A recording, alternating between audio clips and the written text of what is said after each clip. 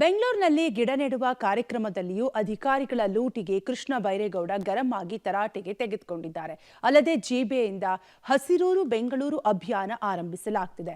August 15ರಿಂದ September 15ರವರೆಗೆ ಗಿಡ ನೆಡುವ ಅಭಿಯಾನ ಜಿಬಿಎಯಿಂದ ಆರಂಭವಾಗಲಿದ್ದು 64,000 ಸಸಿ ನೆಡಲಿದ್ದಾರೆ. ಇದಕ್ಕಾಗಿ 9,64,00,000 ಟೆಂಡರ್ ಕರೆಯಲಾಗಿದೆ.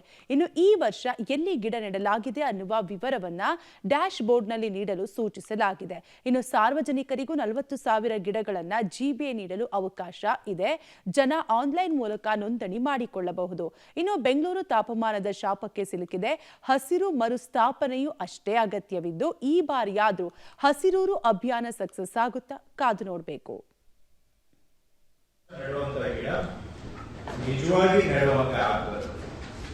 ಸುಮ್ಮನೆ ಪೇಪರ್ ಅಲ್ಲಿ ನೆಟ್ಟಿದ್ದೀವಿ ಅಂತ ಲೆಕ್ಕ ತೋರಿಸುವ ಹಾಗೆ ಆಗಬಾರದು.